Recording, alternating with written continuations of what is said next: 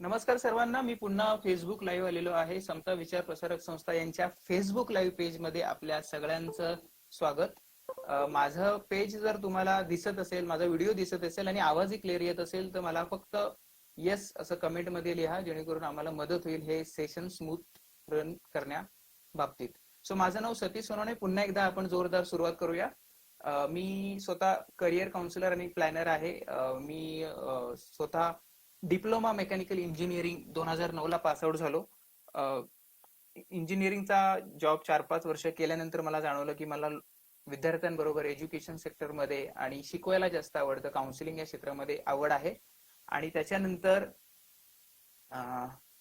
त्याच्यानंतर मी career guidance counselling या क्षेत्राकडे वळलो.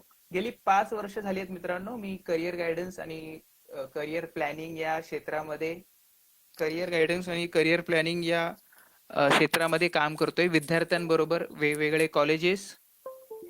ओके, धन्यवाद. आवाज कमी येतोय, मला कमेंट आलेली आहे. फक्त आता आवाज नीट येतोय का? मी माझा माईक थोडासा ऍडजस्ट केलेला आहे. ओके, प्रकेट प्लीज कन्फर्म करा माझा आवाज येतोय का.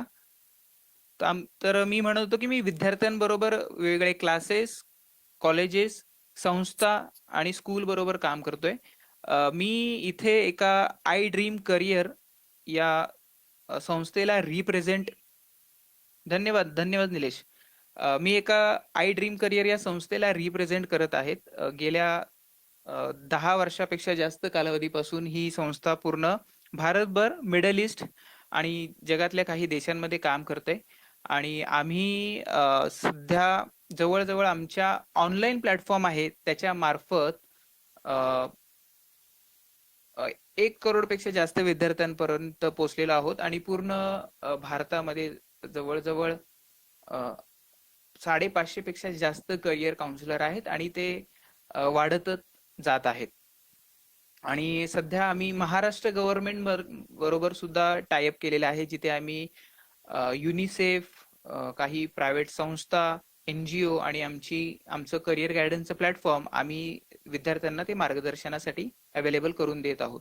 सो थोडक्यात माहिती देतो की त्या प्लॅटफॉर्मवर काय आहे. तो आमच्या प्लॅटफॉर्मचं नाव आहे idreamcareer.com, जिथे करिअर निवडीसाठी आपल्याला कुठल्याही वेळी 4 गोष्टींची गरज असते.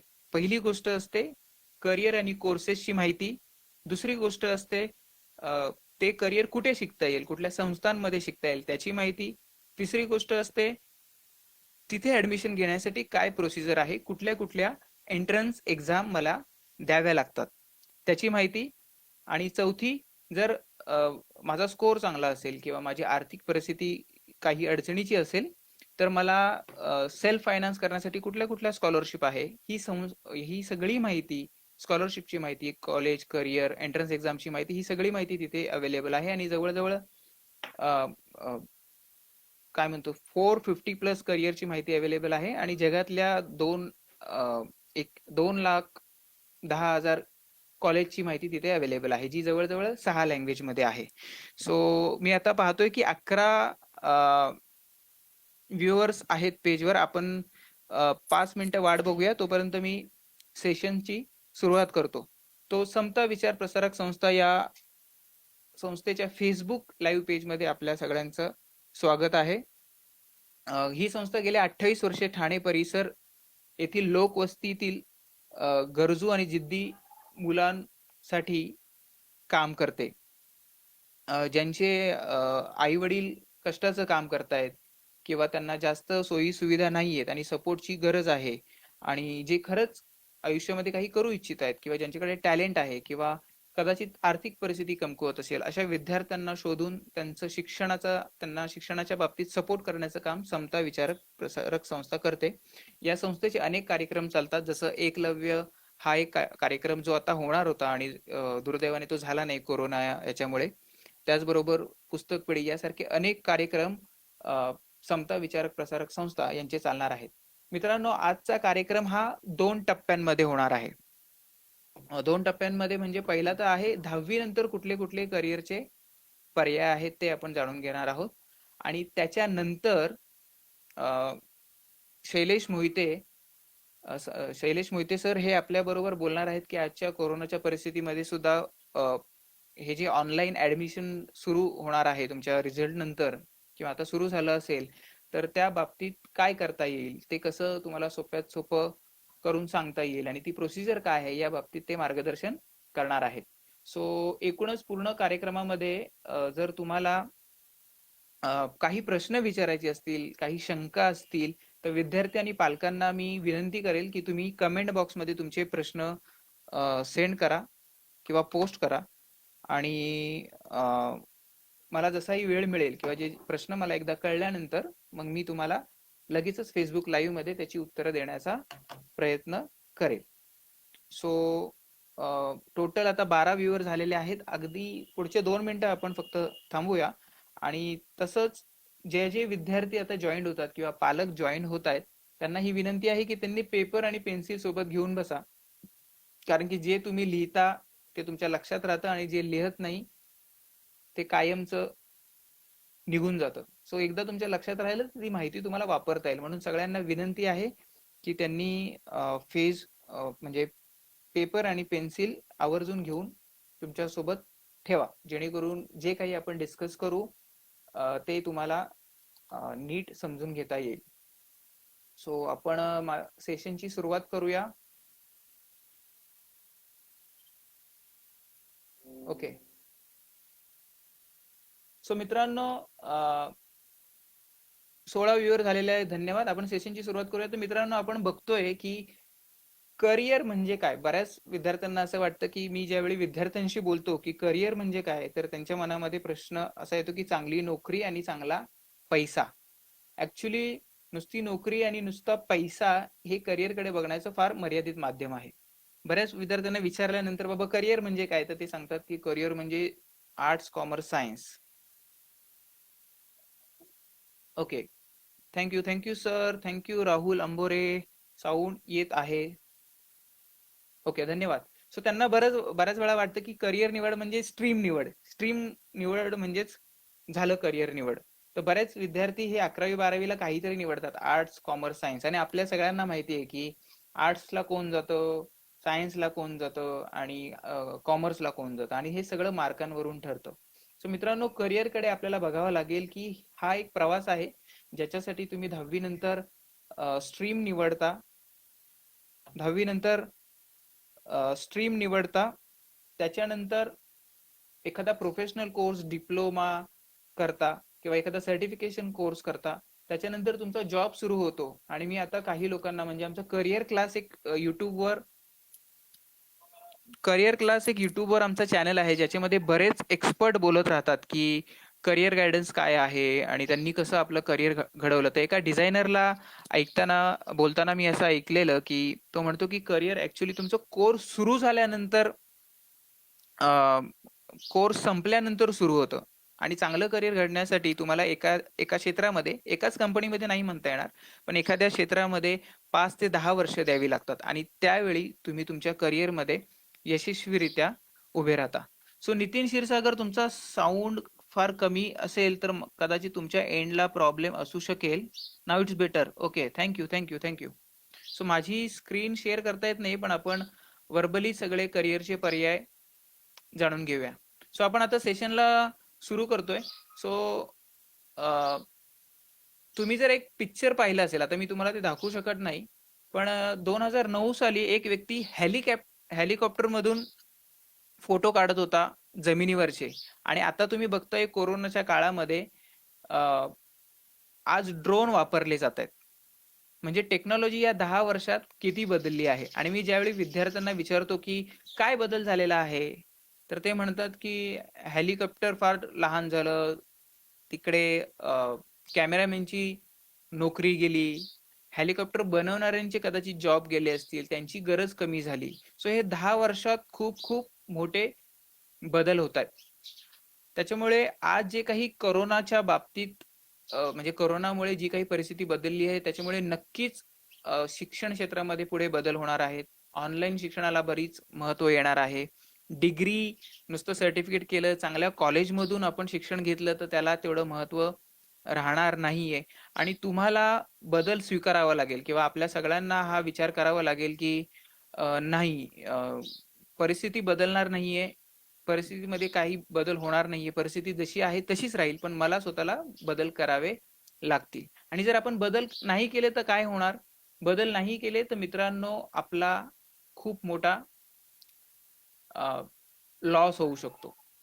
लॉस होऊ शकतो म्हणजे कदाचित आपण असं गोष्टी शिकू ज्याला पुढे डिमांड नाहीये. कदाचित आपण शिकल्यानंतर आपल्याला नोकरी मिळणार नाहीये. कदाचित मी जे शिकलो त्या बाबतीत माझ्याकडे काही कौशल्य नाही. मी नुसती डिग्री आणि सर्टिफिकेटवर फोकस केलं आणि त्याच्यामुळे ज्यावेळी मी मार्केटमध्ये गेलो त्यावेळी डिमांडच नाहीये. बऱ्याच वेळा आयटी शिकणाऱ्या विद्यार्थ्यांना आयटी काही कळत नसतं, पण नुसतं बीएससी आयटी करायचे, कम्प्युटर करायचे म्हणून करतात, पण धड त्यांना कळत नाही आणि कॉलेजचा सिलेबस हा फार जुना झालेला असतो आणि मग त्यांना नोकऱ्या मिळत नाही. सो हा बदल आहे एक हेलिकॉप्टरच्या टेक्नॉलॉजीचा, जिथे फोटो एक व्यक्ती काढत होता, आणि दुसरा आहे ड्रोन टेक्नॉलॉजीचा. मग नेमकी गडबड कुठे होते विद्यार्थ्यांनो? सो माझ्या या स्लाइडवर एक पिक्चर आहे आणि त्या पिक्चरमध्ये मी मुलांना प्रश्न विचारलेला आहे आणि मी तुम्हालाही विचारतो आणि पटापट आपण जाऊया. की मुलांना मी विचारलं की जर तुम्ही घर बांधणारे आहात, तुम्ही सपोज आर्किटेक्चर आहात किंवा बिल्डर आहात आणि तुम्हाला तुमच्या मित्रांनी सांगितलं की मला घर बांधायचं, तर तुम्ही काय कराल? तर विद्यार्थ्यांचे प्रश्न येतात, सर आम्ही आधी त्याला विचारून घेऊ की त्याला कुठं घर बांधायचं, मग आम्ही मटेरियल गोळा करू, मग आम्ही कॉस्टिंग करू, अमुक करू, तमुक करू. सो हे घर बांधायच्या आधी आपण खूप प्लॅनिंग करतो आणि आपण घर कसं हवंय याचं शेवटचं चित्र जितकं क्लिअर होईल तेवढं पेपरवर मांडायचा मित्रांनो प्रयत्न करतो. बरोबर आहे?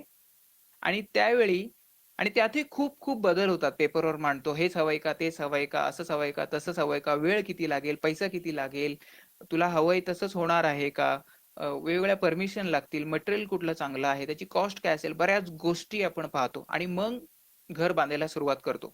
पण जर एखाद्या व्यक्ती डायरेक्ट घर बांधायला सुरुवात केली, एखादा बंगला बांधायला सुरुवात केली, तर तुम्ही विचार करा, एकतर त्याच्या मित्रासारखं मित्राला हवं तसं घर बनणार नाही आणि त्याला ते घर पुन्हा पुन्हा तोडून बांधावं लागेल, ज्याच्यामध्ये वेळ, पैसा आणि सगळे रिसोर्सेस वाया जातील मित्रांनो.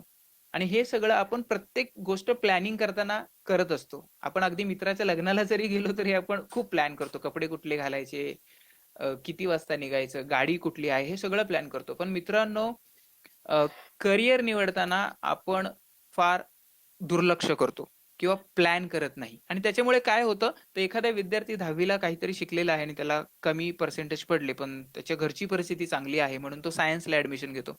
सायन्स त्याला 10वी पर्यंत कधी आलं नाही. 60-70% म्हणजे 50% जास्त मार्क त्याला सायन्सच्या विषयांमध्ये कधी पडले नाही.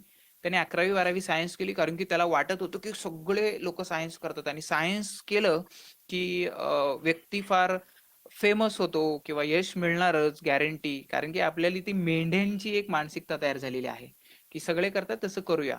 आणि मग तो विद्यार्थी 11वी-12वी रडत खडत सायन्स करतो. त्याचे 70-60% डायरेक्ट 40-50% वर येतात. आई वडील पुन्हा पैसे भरून 12वीला कुठल्या तरी इंजिनिअरिंगच्या कॉलेजला ऍडमिशन घेतात. त्याला इंजिनिअरिंगचं धड काही कळत नाही, पण आई वडिलांनी पैसे भरले, लोक काय बोलतील म्हणून तो इंजिनिअरिंग रडत खडत कम्प्लीट करतो आणि त्याला 3 वर्ष 4 वर्ष इंजिनिअरिंगची कम्प्लीट करायला 7 वर्ष लागतात. त्याला कळत नाही, त्याच्यातले विषय त्याला कळत नाही, त्याच्यामुळे ते इंजिनिअरिंग काही जमत नाही आणि तो नोकरीला जातो. त्यावेळी त्याला मनासारखी नोकरी मिळत नाही, मनासारखा पगार मिळत नाही आणि मग तो सगळ्यांना शिव्या घालत बसतो की इंजिनिअरिंग फार खराब आहे किंवा कमी पैशामध्ये नोकरी करण्याचं धाडस त्याच्यामध्ये नसतं, अनुभव घेण्याचं नसतं. आणि ज्यावेळी तिसरा विद्यार्थी त्याला विचारतो, बाबा इंजिनिअरिंग का करू रे, का करायला पाहिजे की नाही, तर तो सांगतो की इंजिनिअरिंग नको. आणि मग अशाच चुका आपल्या आयुष्यभर होतात. आपण मार्क्सवर निवडतो करिअर कसं निवडायचंय, आपण पैसे किती मिळतील हे बघतो. पैसे जर चांगले मिळत असतील, यशस्वी झालो असतील, तर सुशांत सिंगने आज आपल्या जीवाचं बरं वाईट केलं नसतं, जो एक स्टार होता. आपण बऱ्याच वेळा अशा व्यक्तीला विचारतो करिअरच्या बाबतीत की ज्याला काही माहित नाही. चांगला एखाद्या यशस्वी व्यक्तीला त्याच्या करिअर विषयी विचारलं तर तो तुम्हाला चांगल्याच गोष्टी सांगेल.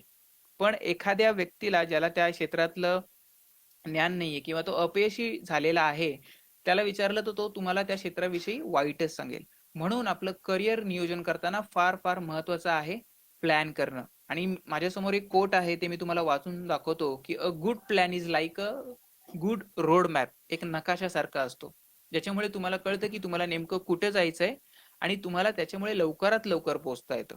नाहीतर आज करिअर निवडताना मित्रांनो चूक झाली तर तुम्ही पुन्हा पुन्हा कोर्सवर कोर्स करत बसाल, मनासारखं होणार नाही, पैसा वेळ वाया जाईल. आणि ज्यांची खरंच आर्थिक परिस्थिती आधीपासून खराब आहे मित्रांनो, त्यांना ही चूक करणं पुन्हा पुन्हा परवडणारं नाहीये. माझे स्वतःचे काही विद्यार्थी आहेत जे मला अधूनमधून भेटतात, ते सतत कोर्स बदलत राहतात. 2-3 लाख रुपये आई वडिलांचे घालवले, पण त्यांनी तेवढा सिरियसली विचार केला नाही. सो प्लॅन करणं फार महत्वाचं आहे. आणि ते निवडताना, प्लॅन करताना आपण कुठल्या कुठल्या गोष्टी बघायला हव्यात, तर मला कुठल्या क्षेत्रात काम करायला आवडेल, माझा इंटरेस्ट काय आहे. पुन्हा इंटरेस्ट आणि आकर्षण यांमध्ये संबंध तुम्हाला कळायला हवा. म्हणजे आकर्षण असं असतं की जे सतत बदलतं, ज्यातलं ज्ञान आणि कौशल्य तुमच्याकडे नसतं, त्यातली माहिती नसते. पण इंटरेस्ट जो असतो, ज्याच्यामुळे इतरांनी तुम्हाला सांगितलेलं असतं हे तू छान करतोस, किंवा ज्याच्या बाबतीत ज्ञान असतं, किंवा तुम्हाला कथ्थक किंवा डान्स करून दाखवता येतोय, तुम्हाला एखादं फर्निचर बनवता येतं, हे झालं इंटरेस्ट. पण जर आकर्षण असेल तर ते सतत बदलत राहील. तुम्हाला हे बघायला पाहिजे की तुम्ही कुठल्या विषयांमध्ये चांगले आहात. तुम्हाला ज्या विषयांमध्ये सहज चांगले मार्क्स पडतात, खूप कमी अभ्यास करताना आणि पटकन तो विषय कळतो, ती तुमची ऍप्टिट्यूड आहे किंवा स्ट्रेंथ आहे. त्याच्यानुसार तुम्ही आपल्या आर्ट्स, कॉमर्स, सायन्स निवडायला हव्यात. तुम्हाला कुठल्या कुठल्या गोष्टींचा आतापर्यंत अनुभव आहे, कुठल्या कुठल्या क्षेत्रांमध्ये अपॉर्च्युनिटी आहे, ते तुम्हाला वेबसाईटवर, तुम्हाला आमच्या आय ड्रीमच्या करिअर वेबसाईटवर वाचायला मिळेल. कोरोनामुळे कुठले जॉब जाणार आहेत, कुठल्या संधी येणार आहेत, जसं मेडिकल प्रोफेशन आहेत, किंवा हेल्थ केअर प्रोफेशन आहे, पब्लिक हेल्थ ऍडमिनिस्ट्रेशन आहे, डिजिटल मार्केटिंग आहे, किंवा ऑनलाईन एज्युकेशन आहे, यांचं मार्केट वाढत जाणार आहे. तर ह्या सगळ्या गोष्टी ठरवून यांचा नीट अभ्यास करून तुम्हाला पाहावं लागेल की तुमच्यासाठी चांगलं करिअर काय आहे. म्हणजे तुम्हाला आधी मी कशात चांगला हे पाहावं लागेल, आणि बाहेरची संधी कुठली माझ्यासाठी चांगली आहे हे पाहावं लागेल. तर मग आपण थोडक्यात पाहूया की मग हे करिअर नियोजनाचे कुठले कुठले टप्पे आहेत जी माझ्या लक्षात घ्यायला हवं. सो करिअर नियोजन मित्रांनो, सगळ्यात आधी गोल सेटिंग आहे की मला कुठल्या क्षेत्रामध्ये काम करायला आवडेल. उदाहरणार्थ, माझा आवाज, मी पुन्हा माईक थोडा ऍडजस्ट केलेला आहे. आता माझा आवाज स्पष्टपणे येत असेल अशी अपेक्षा करतो. आता आवाज येत असेल तर प्लीज कन्फर्म करा. सो करिअर नियोजन मित्रांनो ही एक गोल सेटिंगची प्रक्रिया आहे. आधी आपल्याला ठरवायचं की माझ्यासाठी कुठलं करिअर चांगलं आहे. उदाहरणार्थ, मी क्रिएटिव्ह आहे, माझ्या हातात कला आहे, तर मी कदाचित चांगला आर्टिस्ट होऊ शकतो, चित्रकार होऊ शकतो, किंवा कमर्शियल आर्ट मध्ये जाऊ शकतो. किंवा मी खूप चांगला रिस्क घेणारा आहे, माझं जनरल नॉलेज चांगलं आहे, माझी फिटनेस चांगली आहे, मी एनसीसी मध्ये पार्टिसिपेट केलेला आहे, तर मी कदाचित आर्मी मध्ये जायचा विचार करू शकतो. आणि मग एकदा माझं करिअर ठरलं, समजा मी क्रिएटिव्ह आहे, किंवा मी लोकांबरोबर बोलायला खूप चांगला आहे. बऱ्याच लोकांना आवाज येत नसेल तर मला असं वाटतं की तुमच्या एंडला प्रॉब्लेम आहे, थोडं कनेक्शन चेक करून पहा, म्हणजे तुमचा प्रॉब्लेम सॉल्व्ह होईल. धन्यवाद हेमाली शिंदे. पुन्हा एकदा चेक करून पहा प्लीज. तर मी म्हणतो की आधी आपण आपलं करिअर ठरवायला हवं, आणि मग उलट यायला हवं. म्हणजे जर मला चांगलं डिझायनर बनायचंय तर मी पाहायला हवं की डिझायनर होण्यासाठी काय काय शिकायला हवं, डिग्री करायला हवी, डिप्लोमा करायला हवा, काय करायला हवं. बरं, मग ते करण्यासाठी 11वी-12वी नंतर मला कुठल्या आर्ट्स, कॉमर्स, सायन्स काय करू शकतो मी, ते ठरवायला हवं. किंवा कदाचित 10वी नंतर डिप्लोमा पण करू शकतो. आणि ते करायचं ठरलं की मग बऱ्याच वेळा आपल्याला 10वीला कळतं की मला कुठल्या विषयांचा अभ्यास करायला हवा. बऱ्याच वेळा 11वी-12वीला मी स्ट्रीम निवडतो, तर 12वीला आपल्याला 12वीला आपल्याला बऱ्याच एंट्रन्स एक्झाम द्याव्या लागतात. जसं एनडीए ची एक्झाम द्यावी लागते, आपण 11वी-12वीला देऊ शकतो. ओके, धन्यवाद सर. बऱ्याच वेळा आपल्याला 2 मिनिटं, मी जरा आता आणखी चांगला ऍडजस्ट करतो, म्हणजे तुम्हाला आणखी चांगला आवाज येईल. ओके, हो, आता आवाज चांगला येत असेल. ओके, म्हणजे माझा सारखा सारखा हात हलणार नाही. 2 मिनिटं. ओके. सो बऱ्याच वेळा 12वीला आपल्याला वेगवेगळ्या एंट्रन्स एक्झाम द्याव्या लागतात. जशी इंजिनिअरिंगची एंट्रन्स एक्झाम असते, पुन्हा मेडिकलची एंट्रन्स एक्झाम असते, NDA ची असते, आर्ट कॉलेजमध्ये जायच्या एंट्रन्स एक्झाम असतात. तर ते आपण फायनल करू शकतो जर आपलं करिअर डिसाईड झालं असेल तर. सो करिअर दोन प्रकारचे असतात मित्रांनो, एक प्रोफेशनल करिअर आणि एक व्होकेशनल करिअर. प्रोफेशनल करिअर म्हणजे जे करण्यासाठी तुम्हाला साधारण मी असं म्हणेल की 5-6 म्हणजे 12वी अगदी अधिक ग्रॅज्युएशन 2+3 2+4 असे 5 ते 6 वर्ष लागतात. जसं इंजिनिअरिंग कम्प्लीट करायला साधारण 6 वर्ष लागतात, डिप्लोमा प्लस डिग्री किंवा 11वी 12वी सायन्स एंट्रन्स एक्झाम आणि मग डिग्री 6 वर्ष लागतात. त्याला प्रोफेशनल करिअर बनतात. आणि ज्यांचं अभ्यासामध्ये खरंच जे मुलं चांगली आहेत त्यांनी प्रोफेशनल करिअर करावं. म्हणजे ज्यांचं मॅथ्स आणि सायन्स चांगलं आहे, लॉजिकल बुद्धिमत्ता चांगली आहे, लॉजिकल रिझनिंग आपण म्हणतो ती चांगलं आहे, त्यांनी ओके. यश केदारी, तुम्हाला आवाज येत असेल आता, मी माईक थोडा ऍडजस्ट केलेला आहे, प्लीज पुन्हा एकदा कन्फर्म करा. सो जे अभ्यासामध्ये चांगले आहेत त्यांनी लॉंग टर्मचं करिअर कंटिन्यू करा, पण ज्यांचं अभ्यासात जे खरंच कच्चे आहेत त्यांनी वोकेशनल टाईपचे करिअर करा. आणि वोकेशनल टाईपचे करिअर कसे असतात तर ITI हे वोकेशनल टाईपचा आहे, जो अगदी 6 महिन्याचा सुद्धा आहे, 2 वर्षाचा सुद्धा आहे.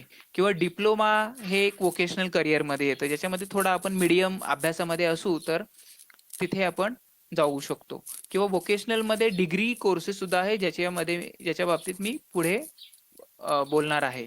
सो आमची जी साईड आहे तुम्ही ती लिहून घेऊ शकता, आय ड्रीम करिअर.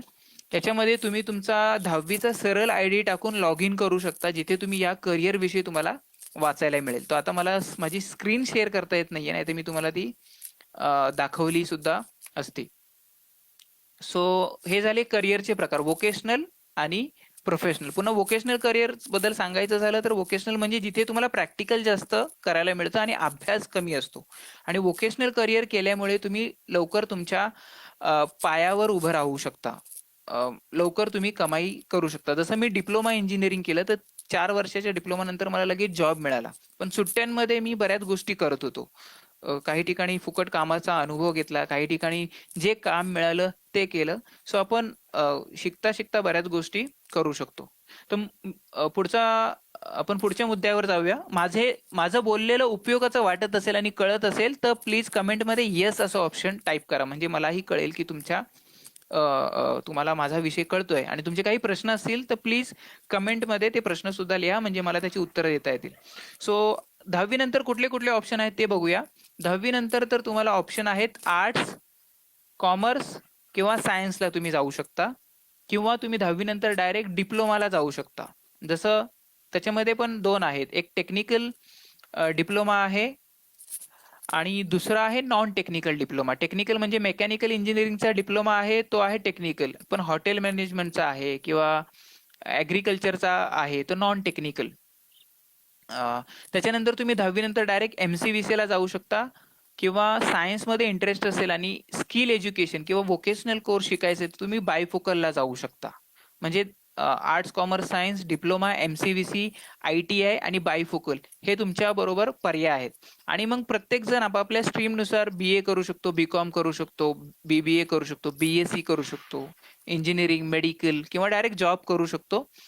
किंवा काहींची डिग्री असेल आणि घरातली परिस्थिती सुद्धा असेल, तुम्ही अभ्यास मेहनत घेतली आहे, तुम्हाला चांगला स्कॉलरशिपचा सपोर्ट भेटलेला आहे, मग तुम्ही एखाद्या चांगल्या संस्थांमध्ये मास्टर सुद्धा करू शकता.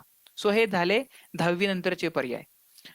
मी फार फास्ट जात असेल तर मला तिथे लिहा की जास्त फास्ट जातोय, नसेल तर ओके लिहा फक्त, म्हणजे तुम्हालाही विषय कळायला हवा. आणि तुमचे काही प्रश्न असतील तर प्लीज टाईप करा, म्हणजे आपल्याला या दरम्यान त्यांची उत्तरं देता येतील. सो बऱ्याच विद्यार्थ्यांचा असा प्रश्न असतो की सर आर्ट्स, कॉमर्स, सायन्स मध्ये कुठले विषय असतात. सो आर्ट्स मध्ये बघा, एक अर्थशास्त्र हा विषय असतो, सायकोलॉजी विषय असतो, पॉलिटिकल सायन्स विषय असतो, एक पर्यावरणशास्त्र environmental science, physical education, English, Hindi किंवा IT असे विषय आर्ट्समध्ये असतात. त्याच्यामध्ये इंग्लिश, IT किंवा एखादा फॉरेन लँग्वेज, जसं मुंबई युनिव्हर्सिटीमध्ये फॉरेन लँग्वेज तुम्हाला घेता येतं किंवा काही कॉलेजमध्ये ती सुविधा अवेलेबल आहे. तर तुमचं लँग्वेज चांगलं असेल तर तुम्ही त्या क्षेत्रांमध्ये लँग्वेज एक एक्स्ट्रा सब्जेक्ट घेऊ शकता, जिथे तुम्ही फिजिकल एज्युकेशन किंवा पॉलिटिकल सायन्स ड्रॉप करू शकता. कॉमर्स मधले कुठले कुठले ऑप्शन आहेत ते बघूया. कॉमर्समध्ये म्हणजे जिथे ज्या लोकांना कॅल्क्युलेशन आवडतं, व्यवहार आवडतात, बिझनेस बद्दल इंटरेस्ट आहे, बँकिंग, इन्शुरन्स याच्याबद्दल इंटरेस्ट आहे, जे हिशोबामध्ये खूप चांगले आहेत, त्यांनी कॉमर्समध्ये गेलं पाहिजे मित्रांनो. कॉमर्समध्ये कुठले कुठले विषय आहेत पटकन जाणून घेऊया. Accountancy, book keeping, organisation behaviour अशा एक पद्धतीचा असतो विषय, ओसी असं म्हणतात. ऑर्गनायझेशन ऑफ कॉमर्स याला म्हणतात. पुन्हा इकॉनॉमिक्स हा विषय असतो, इंग्लिश विषय असतो, एन्व्हायरमेंट, एसपी आणि मॅथ्स किंवा एसपी किंवा मॅथ्स, सेक्रेटरियल प्रॅक्टिस किंवा मॅथ्स हे विषय असतात. आणि पुन्हा ऑप्शनला काही विषय तुम्ही घेऊ शकता, ज्याच्यामध्ये आय टी असेल, फॉरेन लँग्वेज असेल किंवा आपली एखादी अ, अ, अ, अ, म्हणजे हिंदी, मराठी अशी एखादी लँग्वेज असेल. अ, वै वैशालीमुळे मी तुम्हाला आर्ट्ससाठी कुठले कुठले कॉलेजेस आहेत ते मी माझा पर्सनल नंबर शेअर करेल, किंवा आपण एखादा व्हॉट्सअप ग्रुप बनवूया ज्याच्यामध्ये मी तुमच्या प्रश्नांची उत्तरं देईल. त्यासाठी शैलेश सर आणि मी तुम्हाला नक्कीच मदत करू. यश केदारी, गेम डिझाईन करण्याचा विचार असेल तर कोणता कोर्स करावा लागेल? मी त्याच्याकडे येतो, मी तुम्हाला पुढे सांगतो याबद्दल. धन्यवाद. तुम्ही प्रश्न टाकून ठेवा, म्हणजे मला त्या गोष्टी उल्लेख करता येईल. आणि सायन्समध्ये कुठला ऑप्शन असतो? तर physics, chemistry, maths, environmental, biology, I T म्हणजे कम्प्युटर, आणि बायफोकल म्हणजे व्होकेशनल सायन्स म्हणजे व्होकेशनल स्टडी, जिथे आपण बायोलॉजी ड्रॉप करून इंजिनिअरिंग करण्यासाठी ऍडमिशन घेऊ शकतो. सो हे आर्ट्स, कॉमर्स, सायन्सचे पर्याय झाले. आणि हा प्रत्येक विषय तुम्हाला वेगवेगळ्या करिअर पर्याय, म्हणजे वेगवेगळे करिअर करण्यासाठी तुम्हाला मार्गदर्शन करत असतो. सो पहिला पर्याय आहे करिअर मार्गदर्शनामध्ये, की आपण 10वी नंतर डायरेक्टली ITI करू शकतो. आता यश केदारी जसं यांनी विचारलं की गेम डिझाईन काय करू शकतो, तर गेम डिझायनिंगच्या सुरुवातीला आपण कदाचित ITI मध्ये काय म्हणतो, ग्राफिक डिझायनिंग किंवा ॲनिमेशन अशा पद्धतीचे कोर्स करू शकतो. सो तुम्हाला मी काही ITIचे कोर्स सांगतो. जसे महाराष्ट्रामध्ये जे ITIच्या संस्था आहे तिथे हे टेक्निकल आणि नॉन टेक्निकल. बघा मित्रांनो, टेक्निकल कोर्सला त्यांनी जायला हवं ज्यांनी ज्यांचं मॅथमॅटिक्स आणि फिजिक्स म्हणजे भौतिकशास्त्र आणि गणित किमान चांगलं आहे, 60-70% पडतायत, अशा लोकांनी तिथे जायला हवं. तर टेक्निकल IT मध्ये खूप सारे कोर्सेस आहेत, पण काही चांगले कोर्सेस मी तुम्हाला त्याबद्दल सांगतो. बरेच वेबसाईटवर तुम्हाला याच्याबद्दल कोर्स मिळेल, माहिती मिळेल आमच्या वेबसाईटवर आणि ITIच्या वेबसाईटवर. जसं अंबरनाथ ITI आहे, मुलुंड ITI आहे, दादरचा आहे. सो ITI मध्ये कुठले कुठले आहेत? तर computer hardware, networking, mobile repairing, assistant interior designer असे कोर्सेस आहेत. 2-3 किंवा 4 व्हीलरचं मेकॅनिक होता येतं, कार सर्व्हिसिंग, वेल्डरला खूप डिमांड आहे आजकाल, AC मेकॅनिक, पेंटिंग असे पद्धतीचे कोर्सेस आहेत. आणि ज्यांना मॅथ्स आणि सायन्स मध्ये इंटरेस्ट नाहीये, त्यांनी ते काय करू शकतील? तर ते ब्युटी आणि स्किन केअर किंवा कॉस्मेटॉलॉजी याच्यामध्ये ITI करू शकतात 2 वर्षाचा. आणि ITI म्हणजे 11वी-12वी सुद्धा तुम्हाला करता येईल.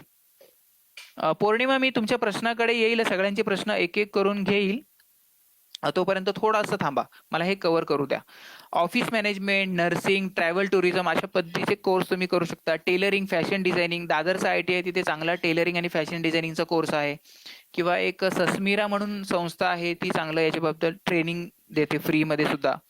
टेलिफोन ऑपरेटर, ज्यांना कॉमर्समध्ये इंटरेस्ट आहे ते ITI मध्ये असिस्टंट सेक्रेटेरियल प्रॅक्टिस अशा पद्धतीचा कोर्स करू शकता, जिथे तुम्ही कंपनीचे जे CEO असतात किंवा मॅनेजर असतात त्यांच्या हाताखाली असिस्टंटचं काम करू शकता. MCVC हा एक चांगला ऑप्शन अवेलेबल आहे बऱ्याच विद्यार्थ्यांना. हा तुम्ही खूप काळजीपूर्वक ऐका. 11वी-12वीला तुम्हाला घेता येतो. याच्यामध्ये 4 ऑप्शन असतात. 11वी-12वी तुम्हाला व्होकेशनल किंवा टेक्निकल गोष्टींमध्ये करता येते. पहिला आहे टेक्निकलमध्ये तुम्हाला mechanical, automobile, construction, computer, electronic असे विषय शिकता येतात. ओके, मी तुमच्या प्रश्नाकडे येतो हेमाली. धन्यवाद तुम्ही प्रश्न टाकल्याबद्दल. कॉमर्समध्ये कॉमर्सचे वेगळे विषय आहेत MCVCला, जिथे तुम्हाला MCVC बघा, तुम्हाला एक मेन विषय असतो जिथे तिचे 3 भाग असतात, 3 ते 4 भाग असतात. बाकी तुम्हाला मग सॉफ्ट स्किल, कम्युनिकेशन, संस्था कशी चालते, इंटरव्ह्यू कसा द्यायचा याची तयारी करून घेतली जाते. आणि एखाद्या विषयामध्ये तुम्ही तरबेज होता आणि 12वी नंतर तुम्हाला 100% जॉबची गॅरंटी असते, कारण की तुम्हाला हातात कौशल्य असतं. नुसती डिग्री सर्टिफिकेट घेऊन बरेच लाखो विद्यार्थी आहेत जे मार्केटमध्ये असे बसलेले आहेत आणि काहीच करत नाही आहेत. सो कॉमर्समध्ये तुम्हाला एमसीव्हीसी करता येतं, जिथे तुम्हाला logistic, accounting, insurance, office management, marketing, retail असे विषय शिकता येतात. ज्यांना ॲग्रिकल्चरमध्ये इंटरेस्ट आहे ते horticulture, crop science, animal husbandry, dairy technology असे शिकू शकतात. किंवा फिशरीज टेक्नॉलॉजी म्हणजे मत्स्य उत्पादन किंवा त्याच्यावर संबंधित तंत्रज्ञान हे शिकू शकता. ज्यांना पॅरामेडिकलचं मध्ये इंटरेस्ट आहे तर ते आपण जे रक्त चेक करायला जातो तिथे MLT असतात, मेडिकल लॅब टेक्निशियन. ते तुम्ही 11वी-12वीला MCVC करता करता शिकू शकता जर तुम्हाला त्याच्यामध्ये आवड असेल तर. आणि त्यातल्या त्यात बायोलॉजी आणि फिजिक्स जर आणि मॅथ्स थोडंफार आवडीचं असेल तर. किंवा तुम्ही रेडिओ टेक्निशियन, ऑप्थॅल्मिक म्हणजे डोळे तपासणारे टेक्निशियन 11वी-12वी मध्ये करू शकता. होम सायन्स एक चांगला कोर्स आहे जो बऱ्याच वेळा मुलींसाठी डिझाईन केलेला कोर्स आहे, जिथे होम सायन्स मध्ये तुम्ही food production, tourism, hospital management अशा पद्धतीचे कोर्स करू शकता. SNDT हे खूप चांगलं कॉलेज आहे होम सायन्स करण्यासाठी, जिथे मुली जाऊ शकता, जिथे त्यांना न्यूट्रिशन म्हणा, सायकोलॉजी म्हणा, इंटेरियर डिझायनर, होम मॅनेजमेंट असे अनेक विषय किंवा चाइल्ड केअर असे विषय शिकायला मिळतात. आणि नंतर पुढे तुम्ही स्पेशलायझेशन करू शकता किंवा तुम्हाला 100% नोकरीची गॅरंटी आहे जर तुम्ही चांगल्या मार्कांनी पास झालात आणि त्या बाबतीत प्रॅक्टिकल अनुभव घेतला तर. आता MCVC 11वी-12वी केल्यानंतर आणखी कुठले करिअरचे ऑप्शन अवेलेबल आहेत म्हणजे शिक्षणाचे, तर एक खूप चांगला करिअर ऑप्शन आहे जो बऱ्याच विद्यार्थ्यांना माहित नाही. समजा तुमचं 11वी-12वी झालं तर तुम्ही बी वोकेशनल अशा कोर्सला ऍडमिशन घेऊ शकता. बी वोकेशनल म्हणजे हे 3 वर्षाचा कोर्स असतो जिथे तुम्ही काम करून शिकू शकता. म्हणजे तुम्हाला पगारही मिळेल आणि तुमची डिग्री पण कंप्लीट राहील. आठवड्यामध्ये 1 किंवा 2 दिवस तुम्हाला तुमचं कॉलेज अटेंड करावं लागेल. अभ्यास 30% असेल आणि 70% प्रॅक्टिकल असेल. आणि मित्रांनो, मी विद्यार्थी बघितलेले आहेत जे डिग्री नंतर 15, 20, 25 हजार रुपये कमवतात, कारण की त्यांना 3 वर्षाचा अनुभव असतो, ते शिकत असतात, त्यांच्याकडे खरं प्रॅक्टिकल ज्ञान असतं. नुसतीच माहिती माहिती माहिती घेऊन त्यांनी आपली आयुष्याचे काय म्हणतो वर्ष वाया घालवलेले नसतात. सो तुम्ही बी वोकेशनल कोर्सची निवड करू शकता आणि याची एक उत्तम रचना खूप चांगली आहे. त्याच्यामध्ये जर तुम्ही पहिलं वर्ष केलं आणि तुम्हाला वाटलं की मला आता कंटिन्यू करता येणार नाही, तर तुम्हाला 1 वर्षाचा डिप्लोमा मिळतो. दुसऱ्या वर्षात जर तुम्ही कंटिन्यू केलं आणि सोडलं तर तुम्हाला 2 वर्ष कंप्लीट केल्यानंतर ऍडव्हान्स डिप्लोमा मिळतो आणि 3 वर्ष केल्यानंतर तुम्हाला डिग्री मिळते. आणि मित्रांनो, या डिग्री नंतर तुम्ही कुठलाही मास्टर्सचा कोर्स करू शकता, जो एक BA, BCom आणि कदाचित एखादा BSc चा कोर्स सुद्धा तुमच्यासाठी ऍप्लिकेबल राहू शकतो. किंवा तुम्ही नंतर MBA करू शकता. आणि Tata institute of social science, TISSSVE अशा पद्धतीची एक वेबसाईट आहे, जिथे याच्या बाबतीत मी असं म्हणेल की कदाचित 40 पेक्षा जास्त कोर्सेसची इन्फॉर्मेशन अवेलेबल आहे. आणि तुमच्या आजूबाजूला बरेच कॉलेज असतील जिथे MCVC आणि बी वोकेशनलचे कोर्सेस अवेलेबल आहे. मित्रांनो, स्वतःच्या पायावर उभं राहणं, पैसे कमवणं हे फार महत्वाचं आहे. तुमचा कोर्स जर तुम्हाला पैसे कमवण्यासाठी मदत करत नसेल, ज्ञान मिळवण्यासाठी मदत करत नसेल, इतरांचे प्रॉब्लेम सॉल्व्ह करण्यासाठी मदत करत नसेल, तर तो कोर्स मित्रांनो काही कामाचा नाही. त्यामुळे नुसतं BA, BCom, BSc आणि इतर लोक जे करतायत, मित्र काय करतोय त्या भानगडीत न पडता अशी उपयुक्त कोर्सची माहिती तुम्ही घेऊ शकता. आम्हाला विचारा, सर्च करा, तुमच्या ओळखीतले कोणी असतील त्यांना विचारा. पुढे जाऊया. हे कुठले कुठले कोर्सेस आहेत तर आपण बघूया. बी वोकेशनल मध्ये ऍग्रिकल्चर आहे, बँकिंग मधले आहेत, ऑटोमोबाईल आहेत, इंडस्ट्रीयल टूल मॅन्युफॅक्चरिंग आहे, डायलिसिस टेक्नॉलॉजी म्हणजे रक्त जे बदललं जातं, डायलिसिस ज्यांना ब्लड कॅन्सर झालेला असतो त्या बाबतीत, जर मी बरोबर असेल तर. आणि इलेक्ट्रॉनिक आहे, हॉस्पिटॅलिटी आहे. काही लोकांना जर शिक्षणामध्ये जायचं आहे तर बी वोकेशनल इन चाइल्ड केअर अशा पद्धतीचा एक कोर्स आहे. पुन्हा प्रिंटिंग अँड पॅकेजिंग आहे, ट्रॅव्हल अँड टुरिझम आहे, IT एनेबल सर्व्हिसेस म्हणजे IT साठी जे जे काही लागतं. म्हणजे निलेश दंत यांनी बँकिंग सेक्टरमध्ये जॉब करायचा आहे, तर पुढे बँकिंग करायचं असेल तर कोणता कोर्स करावा लागेल. जसं बी वोकेशनल हा कोर्स तुम्ही करू शकता किंवा जॉब करता करता सुद्धा करू शकता. आणि टीसचे मास्टरसाठी पण असे काही कोर्सेस आहेत, तर तुम्ही MBA बँकिंग फायनान्स रिलेटेड एखादा कोर्स करू शकता. बरेच डिप्लोमा कोर्स 12वी नंतर तुम्ही करू शकता, जिथे मॅथ्स आणि सायन्सची गरज लागत नाही. मग ते फॅशन टेक्नॉलॉजी असेल, लर्न अँड अर्न स्कीम मध्ये महाराष्ट्र शासनाची एक स्कीम चालते, त्याची तुम्ही माहिती घेऊ शकता. इंटेरियर डिझाईन, बिल्डिंग कन्स्ट्रक्शन, रचना संस्था एक दादरला चांगलं कॉलेज आहे. तिथे तुम्ही 3 वर्षाचा इंटेरियर डिझाईन करू शकता 10वी नंतर. हॉटेल मॅनेजमेंटचे कोर्स करू शकता, surface coating technology, rubber coating technology. माझी एक मैत्रीण आहे जिनी 12वी नंतर रबर टेक्नॉलॉजीचा कोर्स केला 3 वर्षाचा, आणि ती एका छोट्या कंपनीमध्ये, रबर टेक्नॉलॉजीच्या कंपनीमध्ये खूप चांगल्या पोझिशनवर काम करते. फार्मसीचा कोर्स आहे जो 12वी नंतर तुम्ही करू शकता डिप्लोमा, किंवा फार्मसीचा BSc कोर्स करायचा असेल तर तुम्ही फार्मसीची CET द्यावी लागते महाराष्ट्र शासनाची, ती तुम्ही पुढे देऊ शकता. सो पौर्णिमा सर, हा पौर्णिमा पाटील, तुम्ही प्रश्न स्पष्टपणे विचारा, तो अर्धवट वाटतोय. नेमका कशासाठी मॅथ्स सायन्स पॉवरफुल हवा का, ते मला कळलेलं नाहीये. सुनील चौगुले सर, मला NCC करायचं आहे. तुम्ही NCC 11वी 12वीला करून आर्ट्स कॉमर्स सायन्स काही घेऊ शकता आणि NCC जॉईन करू शकता. NCC ची तुम्हाला आर्मीमध्ये जाण्यासाठी मदत होईल, आणि NCCचा बेनिफिट कदाचित काही कॉलेजच्या ऍडमिशनमध्ये, स्पोर्ट्स च्या रिलेटेड ऍडमिशन मध्ये होऊ शकतो. पण तुम्ही स्वतःला प्रश्न विचारायला हवा की मला करिअर कशामध्ये करायचं आहे, लवकरात लवकर मला रोजगार कशामध्ये मिळेल, आणि माझी डिग्री पण कम्प्लीट होईल. कॉमर्समध्ये ज्यांना मित्रांनो करिअर करायचं आहे त्यांना मी सांगतो, कॉमर्समध्ये तुम्ही CA CS अशा पद्धतीचे कोर्स करू शकता, अकाउंटिंगचा कोर्स करू शकता, ब्रोकर होऊ शकता, इन्शुरन्स एजंट होऊ शकता, किंवा एक इन्स्टिट्यूट ऑफ ICMA यांचा 2 वर्षाचा कोर्स आहे, खूप चांगला कोर्स आहे. 12वी नंतर तुम्ही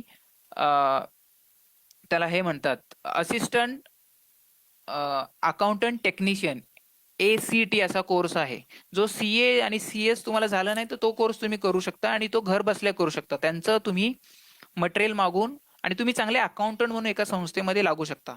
कदाचित 2-3 वर्षानंतर अकाउंटंटचा पगार तुम्हाला कदाचित 30 ते 40 हजार सुद्धा जाऊ शकतो, आणि आजकाल बऱ्याच गोष्टी घरून सुद्धा करणं शक्य आहे. ज्यांना सायन्समध्ये इंटरेस्ट आहे तर सायन्समध्ये तुम्हाला माहिती आहे मेडिकल करता येते, इंजिनिअरिंग करता येतं, त्याच्या एंट्रन्स टेस्ट असतात. पुन्हा आर्किटेक्चर करण्यासाठी त्याची एंट्रन्स टेस्ट असते. याच्यासाठी ह्या एंट्रन्स टेस्ट मित्रांनो खूप कठीण असतात. जर तुम्हाला नेहमी 80% वरती 90% वरती पडत असतील, तुमचं मॅथ्स, सायन्स आणि इंग्लिश चांगलं असेल, बायोलॉजी चांगलं असेल, तरच तुम्ही इंजिनिअरिंग आणि मेडिकलला जा, आणि तुम्हाला आर्थिक सपोर्ट सुद्धा मिळत असेल तर. नुसतंच कोणीतरी म्हणते आईबापांची इच्छा आहे, मित्र चाललाय म्हणून करू नका. पण सायन्समध्ये ज्यांना 11वी 12वी आहे तर त्यांना डिप्लोमा आणि डिग्री कोर्सेस खूप चांगले चांगले सायन्समध्ये आहेत, जे आहे bachelor of physiotherapy, bachelor of occupational therapy, म्हणजे ज्या लोकांना कामामुळे काम करताना बसल्या जागीची काम करताना त्रास होतो अशा लोकांना ऑक्युपेशनल थेरपीचा कोर्स करता येईल, किंवा डिप्लोमा कोर्स सुद्धा असू शकतो. ऑपरेशन थिएटर टेक्निशियनचा कोर्स आहे. डायलिसिस टेक्नॉलॉजी मी तुम्हाला सांगितलं, ज्यामध्ये BVocational आणि BSc चा सुद्धा कोर्स आहे. एक्सरे टेक्नॉलॉजी, एक मेडिकल इमेजिंग टेक्नॉलॉजी, म्हणजेच एक्सरे टेक्नॉलॉजीचं थोडंसं ॲडव्हान्स व्हर्जन असू शकेल ते. पुन्हा ऑडिओलॉजी, स्पीच थेरपी, ज्यांना मेडिकलमध्ये खूप चांगले आहेत तुम्ही. पण 2 मिनिटं आजी, बंद कर, चालू नको तासभर. Okay, so audio speech technology अशा पद्धतीचा कोर्स आहे, ज्याच्यात तुम्हाला एंट्रन्स एक्झाम देऊन चांगला कोर्स तुम्हाला करता येईल. सो डॉक्टरच्या हाताखाली खूप लोक असतात मित्रांनो, त्यांना मदत करण्यासाठी अशा पद्धतीचे कोर्स, डिप्लोमा कोर्स किंवा BSc चे कोर्स किंवा BVocational कोर्स तुम्ही करू शकता. आणि पुन्हा सायन्समध्ये बायफोकल हा विषय 11वी 12वीला तुम्हाला घेता येतो. जर तुम्हाला बायोलॉजी घ्यायचं नसेल, तुम्हाला असं वाटतं की मला इंजिनिअरिंग आणि मेडिकल करायचं नाहीये, पुढे डिप्लोमा आणि इंजिनिअरिंग करायचं आहे असं असेल, आणि मॅथ चांगलं असेल, तर तुम्ही इलेक्ट्रॉनिक किंवा computer science, civil engineering, mechanical engineering, electrical maintenance, scooter motorcycle servicing अशा पद्धतीचे कोर्स तुम्ही 11वी 12वीलाच घेऊ शकता, आणि त्याच्या बेसिसवर तुम्हाला डिप्लोमाला ऍडमिशन मिळू शकतं, आणि डिप्लोमा नंतर तुम्ही डिग्रीला सुद्धा ऍडमिशन घेऊ शकता, किंवा 10वी नंतर डायरेक्ट डिप्लोमाला ऍडमिशन घेऊ शकता, जसं मी स्वतः डिप्लोमा केला, आणि त्याच्यानंतर तुम्ही डिग्रीला ऍडमिशन घेऊ शकता, किंवा डिप्लोमा करता करता तुम्ही डिग्री कंप्लीट करू शकता डिस्टन्स, किंवा मग बॅचलर इन बिझनेस ऍडमिनिस्ट्रेशन असा एक कोर्स करू शकता, जो तुम्हाला तुमच्या जॉबमध्ये खूप उपयोगाचा पडू शकतो. मित्रांनो, हे सगळं करताना तुमचं येस सर, तर आता आपण माझं जवळ जेवढं कमी वेळात सांगून व्हायचं होतं ते झालेलं आहे. आता मी पटापट ते प्रश्न स्क्रोल करतो आणि आपण बघूया की कोणी काय प्रश्न विचारलेले. 2 मिनिटं. ओके, यश केदारी, गेम डिझायनर करायचा विचार असेल तर कोणता कोर्स करायला हवा? बघा, मुंबईमध्ये ना बऱ्याच संस्था आहेत, प्रायव्हेट संस्था आहे, जिथे अगदी 1 ते 1.5 लाख गेम डिझाईनचा कोर्स असतो. तुम्ही तुमची सुरुवात ग्राफिक डिझायनिंग पासून करू शकता. आणि एक चुनाभट्टीला गव्हर्नमेंटची संस्था आहे IDEMI, industrial design engineering medical instrument, अशा पद्धतीची एक संस्था आहे. तिथे तुम्ही मला 3 वर्षाचा डिप्लोमा कोर्स करता येईल. तुम्ही वेबसाईटवर जाऊन त्याची इन्क्वायरी करू शकता. तुमचं गेम डिझाईन करण्यासाठी तुम्ही तुमचं क्रिएटिव्हिटी चांगली असायला हवी, ड्रॉइंग चांगलं असायला हवं, वेगवेगळ्या आयडिया सुचायला यायला हव्या. तुम्ही कदाचित एलिमेंटरी इंटरमिडिएटची एक्झाम दिली असायला हवी, अशी मी अपेक्षा करतो. पुढचा प्रश्न आहे,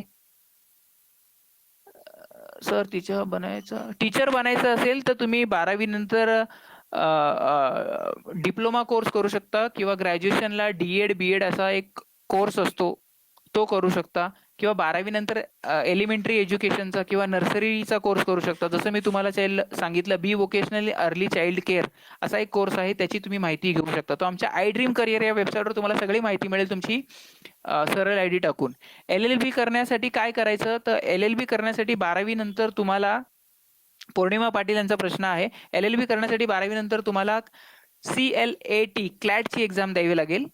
ती महाराष्ट्रातल्या कॉलेजसाठी आणि भारतातल्या कॉलेजसाठी महत्त्वाची असते. त्याची तयारी तुम्ही 11वी-12वी पासून करू शकता. तुम्हाला जनरल नॉलेज वाढवा, पॉलिटिकल सायन्स म्हणा, कायद्याचं नॉलेज, भाषा चांगली असणं, कम्युनिकेशन स्किल चांगलं असणं, जनरल अवेअरनेस चांगलं असणं, न्यूज वाचणं, हे फार महत्त्वाचं आहे तुमच्यासाठी. आणि ती एक्झाम फार कठीण असते, त्याच्यामुळे त्याची पूर्ण माहिती घेऊन करा. किंवा डिग्री झाल्यानंतर तुम्ही सुद्धा 2 वर्षाचा LLMचा कोर्स करू शकता. मी इम्पोर्ट एक्सपोर्टमध्ये काम करायचं आहे, कोणता कोर्स आहे? तर इम्पोर्ट एक्सपोर्टचे डिप्लोमा 12वी नंतर करता येईल, किमान 12वी नंतर. तुमचं इंग्लिश चांगलं असायला हवं. एक वेलिंकर इन्स्टिट्यूट आहे, तिथे इम्पोर्ट एक्सपोर्टचा डिप्लोमा करता येईल. किंवा जर तुम्हाला त्याच्यामध्ये इंटरेस्ट असेल तर लॉजिस्टिकचा, जसं मी बी वोकेशनल इन लॉजिस्टिक असा एक कोर्स आहे, सप्लाय चेन आणि लॉजिस्टिक, तसा तुम्ही करू शकता. किंवा मी तुम्हाला MCVC सुद्धा कोर्स सांगितला 11वी-12वीला, त्याच्यामध्ये तुम्ही हा विषय निवडू शकता. सर, कॉमर्समध्ये मॅथ्स हार्ड जाते का? तुमचं मॅथ्स 10वीचं चांगलं असेल तर तुम्हाला हार्ड गेलं नसेल तर 11वी-12वीचं कॉमर्स तुम्हाला हार्ड जाणार नाही. आणि तुम्हाला जर CA CS अकाउंटिंगमध्ये याच्यामध्ये जायचं असेल तर 11वीला आणि 12वीला कॉमर्स घ्या. सर, मला NCC करायचं आहे, सुनील चव्हाण. तर मी त्याचं प्रश्नाचं उत्तर ऑलरेडी दिलेलं आहे. सध्या मी बँकिंग सेक्टरमध्ये जॉबला आहे, तर पुढे बँकिंग करायचं असेल तर कोणता कोर्स? मी याचं उत्तर दिलेलं आहे. पुढे तुम्ही MBAचा कोर्स करू शकता, किंवा एखादा डिग्री डिप्लोमा करू शकता, किंवा वेलिंकर सारखं एक संस्था आहे, तशा अनेक संस्थांमध्ये तुम्ही PG पोस्ट ग्रॅज्युएट डिप्लोमा 1 वर्षाचा असतो, तो करू शकता. मला MA BEd किती वर्षाचा कोर्स आहे? बघा, BEd करण्यासाठी तुम्हाला 4 वर्ष लागतील आणि MA करण्यासाठी तुम्हाला 2 वर्ष लागतील. पण मला वाटतं BEd केल्यानंतर MA करण्यासाठी तुम्हाला 1च वर्ष द्यावं लागेल. तुम्हाला शिकवण्याची आवड आहे तर मी असं म्हणेल, तो बी वोकेशनल सुद्धा कोर्स, याचा तुम्ही विचार करा. आणि कॉलेज चांगलं निवडा, कुठलंही कॉलेज निवडू नका. अजय भोसले यांचा आहे NCC तुम्हाला अगोदर. ओके, अजय भोसले यांनी, धन्यवाद अजय भोसले, तुम्ही छान उत्तर दिलं. सर, डिप्लोमा करून एरोस्पेस इंजिनिअरिंग करू शकतो का? ओके, एरोस्पेसमध्ये जायचं असेल तर तुम्ही मेकॅनिकल इंजिनिअरिंग करा, किंवा इलेक्ट्रॉनिक इंजिनिअरिंग, आणि नंतर तुम्ही डिग्री करून, एरोस्पेस हा स्पेशलायझेशन आहे, त्यामुळे त्याचा विचार मास्टरसाठी करा. आधी तो कोर्स शिकून चांगला जॉब करा. इस्रोची जरा माहिती घ्या, त्यांची रिक्वायरमेंट काय असते जॉबची, किंवा जिथे जिथे एरोस्पेसच्या HAL म्हणून एक कंपनी आहे, त्याच्याविषयी माहिती घ्या. पोलीस भरती व्हायची आहे तर 12वी नंतर तुम्ही पोलीस भरतीची देऊ शकता, किंवा MPSCची एक्झाम देऊ शकता, UPSCची एक्झाम देऊ शकता.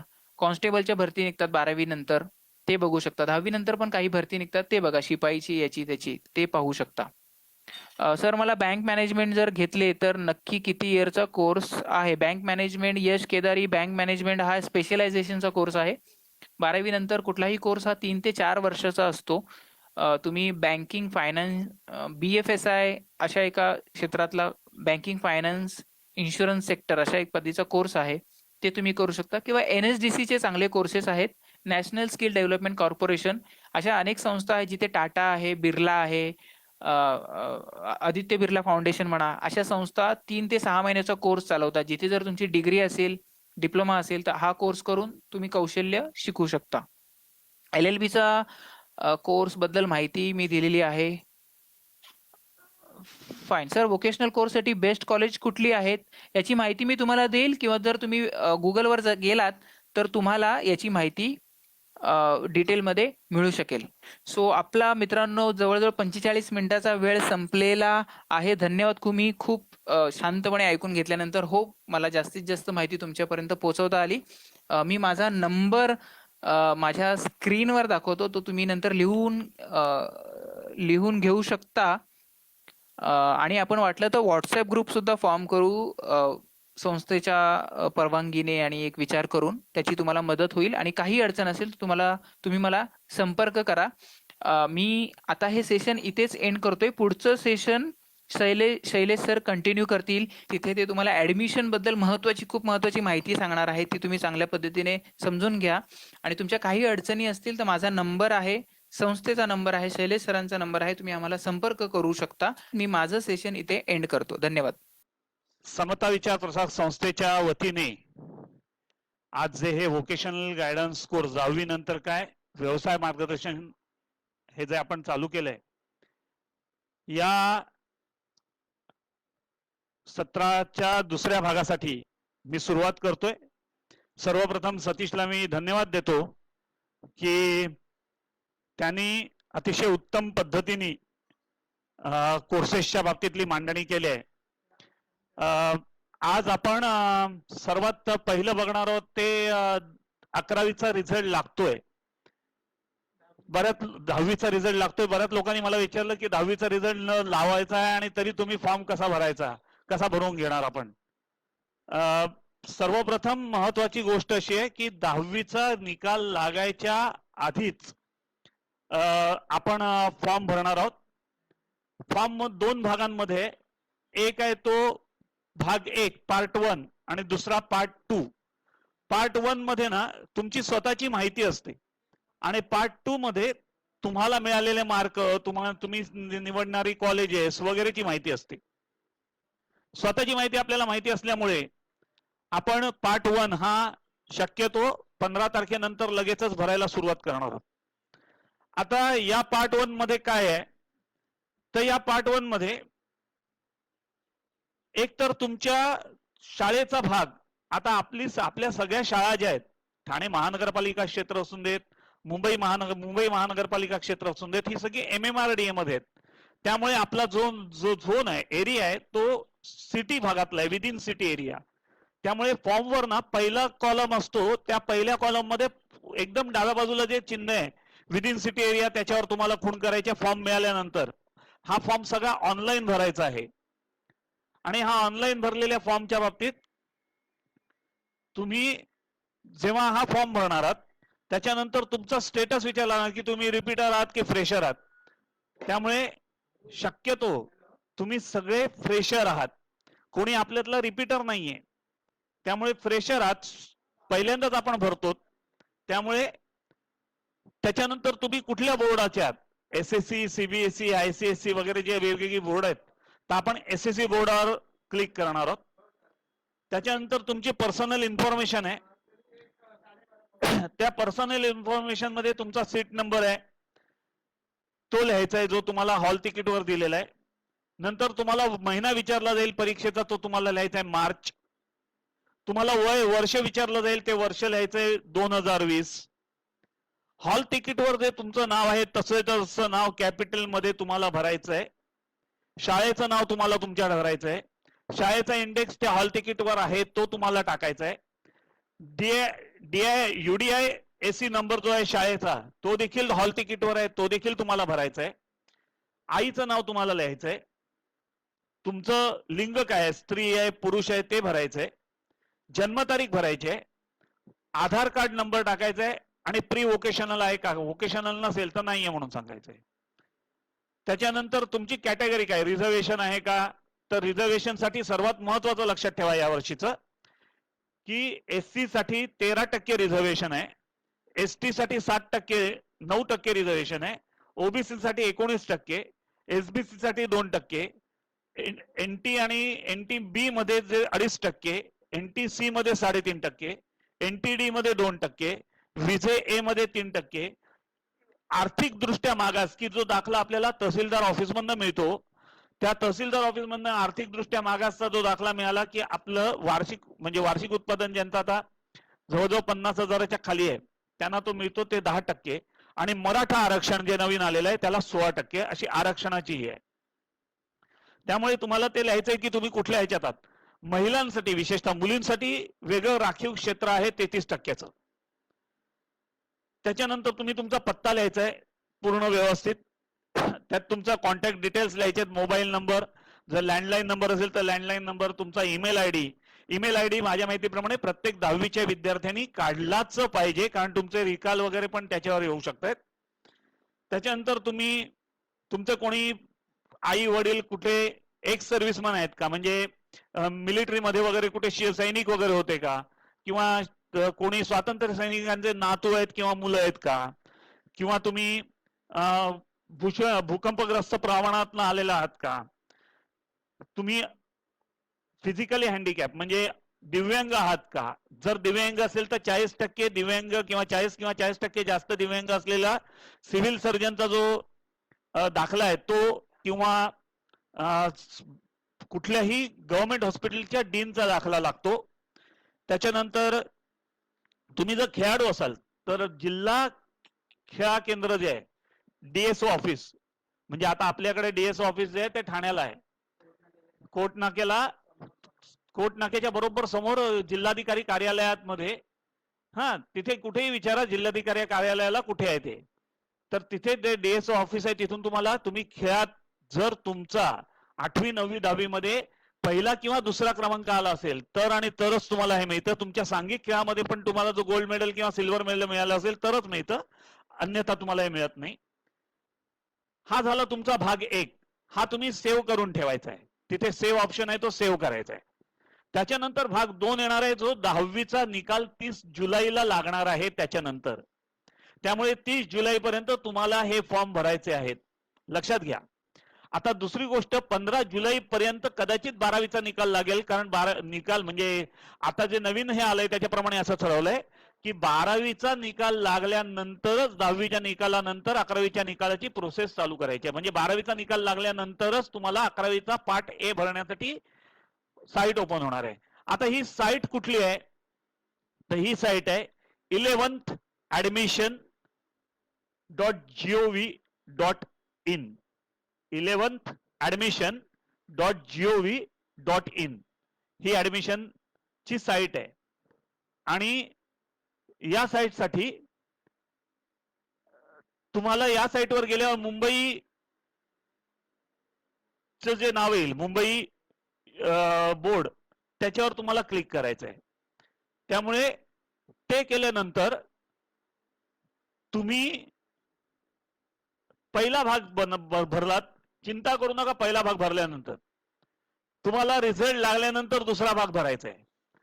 बरेच लोक काय करतात, रिझल्ट लागल्या टेन्शन घेतात की आता काय करायचं काय नाही. काही काळजी करू नका, याला देखील 4-5 दिवस असतात. त्यात तुम्हाला तुमचे मार्क भरायचे. समजा किती पैकी, तर आपले 500 पैकी मार्क आहेत, त्याच्यापैकी किती मिळालेत ते आणि त्याची टक्केवारी जी बोर्डाच्या मार्कलिस्टवर येते, जे तुमच्या कॉम्प्युटरवर तुम्हाला ऑनलाईन निकाल लागल्याबरोबर दिसणार आहे, त्याची आवाजला एक प्रिंटआउट काढून ठेवा स्वतःजवळ, की जेणेकरून तुम्हाला हा फॉर्म भरताना समोरासमोर ते भरता येईल. दुसरं जे आहे त्यात तुम्हाला कुठलं सायन्सचे मार्क किती आहेत, विज्ञानात तुम्हाला किती मार्क मिळालेत, त्याच्यानंतर तुम्हाला कुठली साईड घ्यायची आहे. आर्ट्स 4 साईड आहेत, आर्ट्स, कॉमर्स, सायन्स आणि HSVC. म्हणजे मगाशी सतीशने सांगितलं जसं की सतीश दादाने तुम्हाला सांगितलं की 11वी 12वीला तुम्ही व्होकेशनल कोर्स निवडू शकता, तर हे व्होकेशनल कोर्सची वेगळी साईड आहे. आणि याच्यासाठी मात्र ऑनलाईन ऍडमिशन प्रोसेस ही वेगळी चालू होते, ही त्याच वेळी चालू होत नाही. त्यालाच नाव दिलंय बायफोकल म्हणून. ओके, ह्या बायफोकल हवे किंवा नको ते देखील तुम्हाला, तुम्ही नको म्हटलं तर पुढचं काही येणारच नाहीये, सगळ्या ठिकाणी नको नको ऑप्शन येत राहतील. आणि त्याच्यानंतर खाली एक तुमचं डिक्लेरेशन आहे, हे तुम्ही कन्फर्म करायचं. कन्फर्म केला म्हणजे तुमचा हा फॉर्म त्यांच्याकडे ऑनलाईन गेला. एकदा हा फॉर्म ऑनलाईन गेला की पूर्वी होत होतं कसं, हे ऑनलाईन फॉर्म भरल्यावर त्याची प्रिंटआउट घ्यायची आणि जवळचं जे केंद्र आहे त्या केंद्रामध्ये नेऊन द्यायचा. परंतु आता तुम्ही पाहताय की आपलं सगळंच आपण लॉकडाऊन आहोत, आपण कुलपात बंद आहोत. तेव्हा कुलपात बंद आहोत म्हटल्यावर आपण कुठे बाहेर पडू शकत नाही. म्हणून यांना त्या केंद्रांनाच आता कंपल्सरी केलंय की तुमच्या मेलवर किंवा तुमच्या फोनवर तुम्हाला ते विचारणार आणि तुमची संपूर्ण माहिती, तुम्ही भरलेला फॉर्म बरोबर आहे की नाही, काय त्यात बदल हवाय का, हे सगळं देणार आहे. त्यामुळे मला वाटतं की हे तर तुम्हाला कळलं असेल फॉर्म कसा भरायचा आहे. आता हा फॉर्म भरण्यासाठी फक्त एक महत्वाची गोष्ट आहे आणि ती म्हणजे ते पुस्तक की ज्यात तुमचा लॉग इन आणि पासवर्ड आहे. आता हे पुस्तक अजूनपर्यंत कसं उपलब्ध होणार आहे याची कुठलीही माहिती, कालपर्यंत मी बोर्डाशी कॉन्टॅक्ट करत होतो परंतु मला मिळालेली नाहीये. पण हे पुस्तक बहुतेक याच्या बाबतीत 2 दिवसामध्ये आपल्याला उत्तर मिळेल. मी माझा नंबर देऊनच ठेवणार आहे जाता जाता, तेव्हा तुम्ही बिंदासपणे कधी दिवस रात्र, कधी 11 वाजेपर्यंत, सकाळी 7 वाजल्यापासून रात्री 11 वाजेपर्यंत फोन करून विचारू शकता की नक्की कसं आहे. ओके. त्यामुळे हा आपण आता सध्या पुरतं 11वीच्या फॉर्मच्या, 11वीच्या ऍडमिशनची प्रोसेस जी आहे त्याचं आहे. याच्यानंतर काही प्रश्न अजूनही बरेचसे लोक विचारतायत की सुनीलचा प्रश्न आहे की सर पोलीस भरतीसाठी कोणती साईड हवं, पोलीस भरती जर तुम्हाला हवालदार वगैरे बनायचं असेल तर पहिली गोष्ट स्वतःची उंची, स्वतःची तब्येत, स्वतःची छाती वगैरे त्यासाठी व्यायाम करणं, पळणं यासारख्या गोष्टी करणं गरजेचं आहे. कारण हवालदारांच्या भरतीसाठी तुम्हाला रनिंग वगैरे सारख्या टेस्ट द्याव्या लागतात, वेगवेगळ्या टेस्ट द्याव्या लागतात. तुमची फिजिकल फिटनेस तुमचा द्यावा लागतो, तुमची मेडिकल फिटनेस चांगली असली पाहिजे. जर तुम्हाला सिनियर पीआय वगैरे पाहिजे असतील किंवा म्हणजे इन्स्पेक्टर लेवलला, तर पुढे एमपीएससीच्या कोर्सेस आहे, परीक्षा आहेत की ज्या ग्रॅज्युएशन नंतर बीए, बीकॉम, बीएससी नंतर देऊ शकता. इंजिनिअरिंग नंतर काही जणांना हा देता येते. त्यामुळे तुम्हाला पोलीस वगैरे जायचं असेल तर तुम्ही आरामात त्या पद्धतीने तयारी आतापासून सुरुवात करू शकता. स्पर्धा परीक्षांची सुरुवात मी तर म्हणतो 12वी नंतर, जर तुम्हाला स्पर्धा परीक्षा द्यायच्या आहेत तर 12वी नंतर स्पर्धा परीक्षांची सुरुवात 3 वर्षाची केलीच पाहिजे. तरच तुम्ही जेव्हा लास्ट इयरला अपेअर झाल्यानंतर, ते 15वीला परीक्षा दिल्यानंतर ज्या एमपीएससीच्या परीक्षेसाठी बसता तेव्हा तुम्हाला चांगली तयारी झालेली असते, प्रॅक्टिस झालेली असते आणि पहिल्या अटेम्प्ट मध्ये तुम्ही पास होऊ शकता. दुसरी गोष्ट, मी जेव्हा मुलांशी बऱ्याच वेळा माझ्या बरोबर मुलं फोनवर बोलत होती आणि ते इंग्लिश हा विषय आपल्याला थोडासा कठीण जातो. बऱ्याच लोकांनी मॅथ्सचा विषयाचं विचारलंय. कॉमर्सला मॅथ्स असतं, कॉमर्सला मॅथ्स नसतंही. काही कॉलेजना मॅथ्स कंपल्सरी आहे, काही कॉलेजना मॅथ्स आणि एसपी हा सब्जेक्ट आहे. ज्यांना मॅथ्स नकोय त्यांनी एसपी घ्यायचंय, ज्यांना एसपी नकोय त्यांनी मॅथ्स घेतलं तरी चालेल. ज्यांचं मॅथ्स चांगलं आहे, मी म्हणतो ज्यांचं गणित चांगलं आहे, 10वीला गणितात फार चांगले मार्क मिळालेत आणि ज्यांना कॉन्फिडन्स आहे की आपल्याला कॉमर्सला जायचंय पण गणित घ्यायचंय, त्यांनी गणित अवश्य घ्या. पर्सेंटेज वाढवण्यासाठी अत्यंत उपयुक्त सब्जेक्ट आहे. त्याचबरोबर इंग्लिशची भीती बाळगू नका. लक्षात घ्या, आतापर्यंत प्रॉब्लेम कुठे आहे माहिती आहे इंग्रजीचा, की आपण इंग्रजी भाषा वाचली आणि ऐकली. पहिलं वाचन करायला लागलो आणि नंतर हळूहळू ते ऐकायला लागलो. कारण पहिलीत आपल्या इंग्रजी होतं तुम्हा लोकांना आणि त्याचं मराठीत भाषांतर होतं, त्यामुळे आपल्याला वाटायला लागलं की आपल्याला इंग्रजी यायला लागलं. परंतु बघा, मी तुम्हाला नेहमी सांगतो तसं आता पण सांगतोय की तुम्ही मराठी भाषा शिकलात का हो? तर नाही शिकलात. तुम्हाला मराठी भाषा कोणी शिकवली नाही, तर तुम्ही घरात जे काय चाललं होतं ते कानावर पडून पडून तुम्ही मराठी शिकलात. आई बाबा म्हणायला कोणी शिकवलं नाही, दादा म्हणायला कोणी शिकवलं नाही, तर आपल्या आईला किंवा बाबांना कोणतरी दादा भाऊ वगैरे म्हणत असेल तर आपण ते नाव त्यांना द्यायला लागलो. इंग्रजीचं तसं नाही झालं ना. इंग्रजीचं आपलं काय झालं माहितीये, इंग्रजीत आपण वाचायला शिकलो आणि नंतर ऐकायला शिकलो. त्यामुळे मी तुम्हाला इंग्रजी जर व्यवस्थित शिकायचं असेल तर अत्यंत चांगल्या पद्धतीने तुम्हाला सांगतो की बीबीसी सारखं चॅनेल आहे की जिथे इंग्लिश चॅनेल आहे. इंग्लंडच्या लोकांचं चॅनेल आहे, ब्रिटिश लोकांचं चॅनेल आहे, ज्यांची मातृभाषा इंग्रजी आहे. अत्यंत सोप्या भाषेमध्ये ते असतं. त्यामुळे त्या चॅनेलवर जाऊन तुम्ही जर ते चॅनेल जर 10 मिनिटं त्या बातम्या पाहिल्यात इंग्रजी माणसाच्या, तर तुम्हाला हळूहळू इंग्रजी ऐकायचं कसं आणि हळूहळू इंग्रजी बोलायचं कसं याचं ज्ञान होऊ शकतं. त्याच्याबरोबर मग मित्रांबरोबर, मैत्रिणींबरोबर आपण इंग्लिश स्पीकिंगचं हे करू शकतो की जेणेकरून फार कठीण जाणार नाही. इंग्रजी अत्यंत सोपी भाषा आहे. तुम्ही म्हणाल काय हे शैलेश सर काय बडबडतायत, वेडे आहेत काय, एवढं लाईव्ह बडबडतायत आणि सोपी भाषा म्हणून सांगतायत. ती सोपी आहे म्हणून जगात जास्त ठिकाणी चालते. कठीण असती तर ती जास्त ठिकाणी चालली नसती. चायनीज भाषा, जपानीज भाषा ही जास्त ठिकाणी नाही चालत कारण ती कठीण आहे. काय जे चित्र आडवे उभ्या रांग्या काढतात ते त्यांना कळत नाही लोकांना. पण इंग्रजी तर तसं नाहीये, त्यामुळे इंग्रजी ही सर्वसकट कळणारी भाषा आहे, सोपी भाषा आहे आणि त्यामुळे त्याचा फार अवडंबर बाळगू नका, त्याचा न्यूनगंड बाळगू नका. आरामात तुम्ही इंग्रजी शिकू शकता. काही कोर्सेस असे आहेत की ज्या कोर्सेसना, म्हणजे मी सस्मिरामध्ये होतो त्यामुळे सस्मिराच्या कोर्सेसच्या बाबतीत जे सतीश दादांनी सांगितलं, तर फॅशन डिझायनिंगचा कोर्स आहे. आपण अन्न वस्त्र निवाऱ्यातले वस्त्र हे आपली मूलभूत गरज आहे. त्यामुळे कपड्याच्या बाबतीत असलेले जे काही कोर्सेस आहेत कपडाशी संबंधित डिप्लोमा कोर्सेस, ते सगळे सस्मिरामध्ये होतात. म्हणजे टेक्नॉलॉजी आहे, रंगकाम देण्यासारखं केमिस्ट्रीचा कोर्स आहे, निटिंग म्हणजे घरी तुम्ही स्वेटर वगैरे विणताना आजीला आईला वगैरे पाहिलं असेल तर हे जे निटिंगचा कोर्स आहे तो कोर्स आहे. त्याच्यानंतर MBA आहे, टेक्सटाईल मधलं MBA आहे, टेक्सटाईल मधलं मार्केटिंग आणि मॅनेजमेंट आहे. असे वेगवेगळे कोर्सेस सस्मिरात आहेत. फॅशन टेक्नॉलॉजीचा कोर्स आहे. या कोर्सची तर मजा अशी आहे की तुम्ही फॅशन टेक्नॉलॉजी मध्ये गेलात, ऍडमिशन घेतलीत, फी आहे, पण त्याच वेळी ते तुम्हाला पार्ट टाइम कोर्स जर केलात तर पार्ट टाइम कोर्सला सकाळी 7 ते 10 कोर्स आहे. 10 नंतर तुम्हाला नोकरीला लावतात एखाद्या गारमेंट इंडस्ट्रीमध्ये, ऍपरल इंडस्ट्रीमध्ये, आणि तिथे तुम्ही नोकरी करता करता शिकताय पण.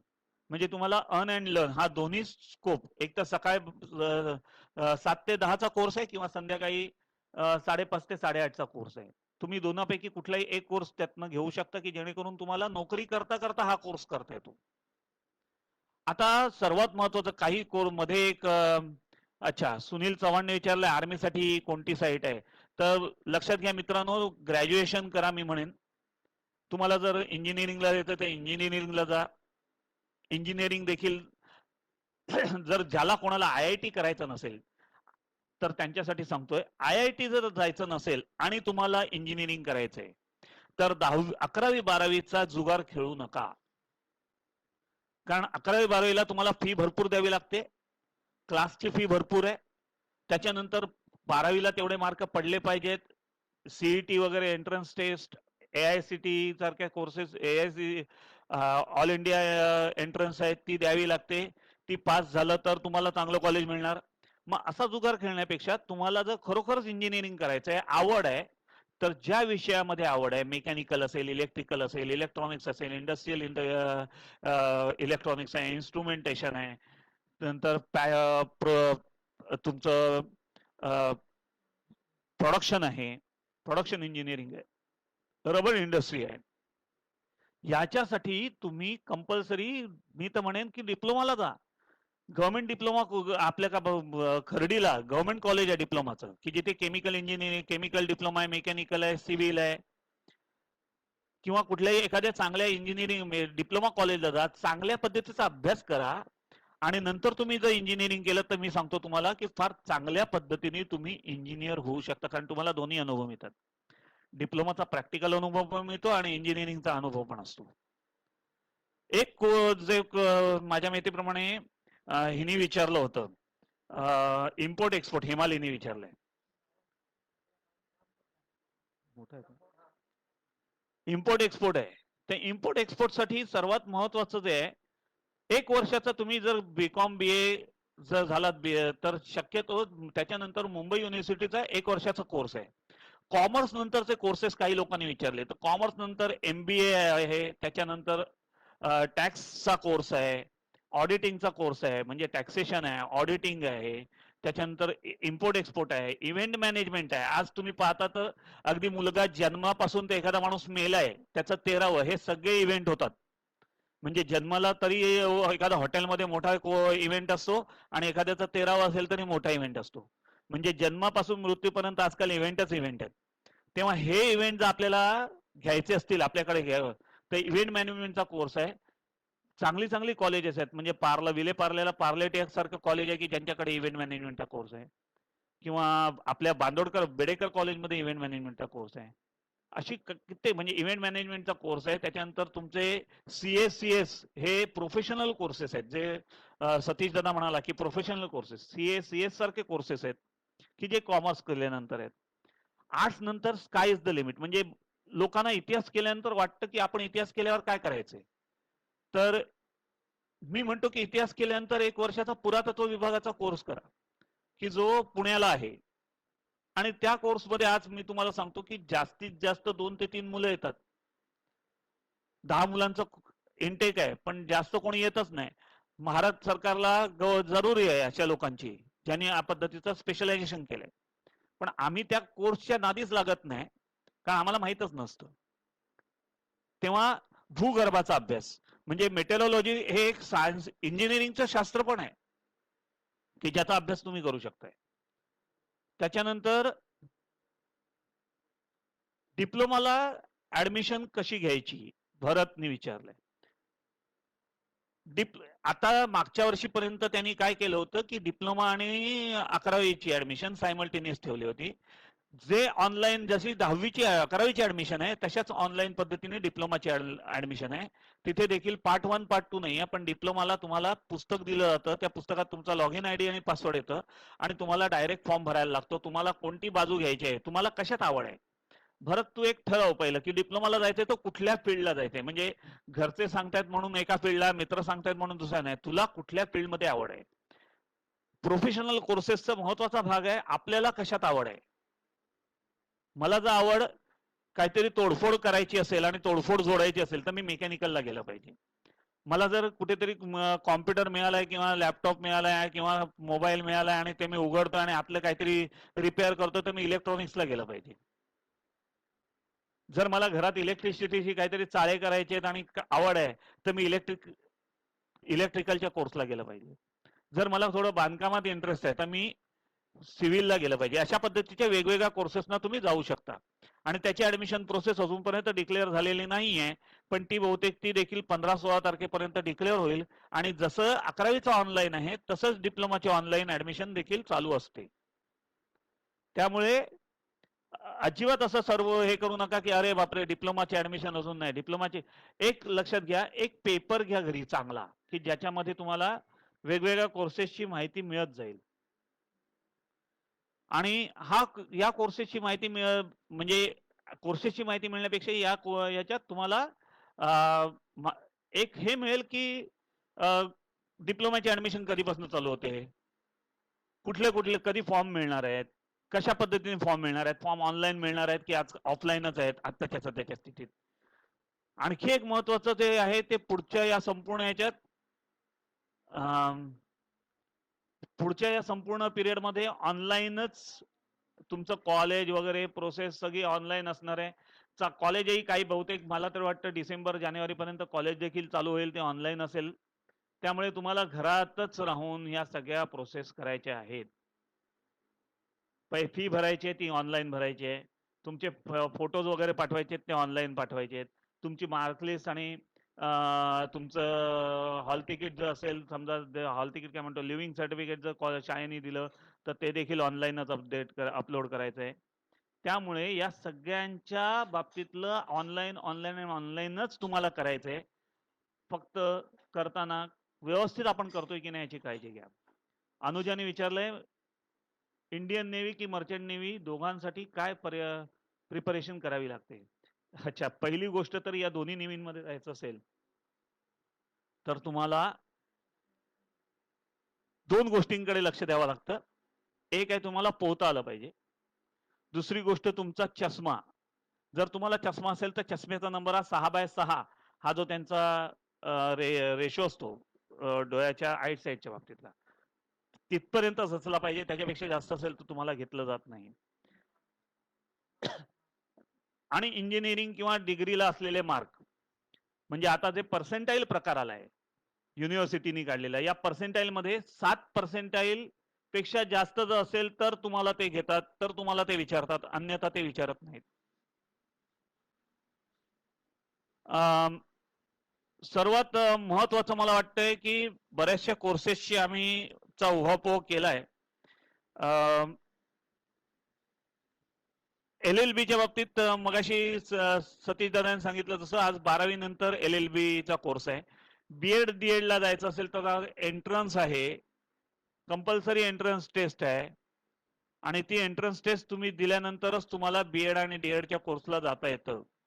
त्यामुळे बीएड करायचं असेल किंवा डीएड करायचं असेल, बीएड करायचं तर 12वी नंतर, डीएड करायचं डीएड करायचं असेल तर 12वी नंतर आणि बीएड करायचं असेल तर ग्रॅज्युएशन नंतर तुम्ही या एंट्रन्स देऊन 1 वर्षाचा बीएडचा कोर्स आहे आणि 2 वर्षाचा डीएडचा कोर्स आहे हा करू शकताय.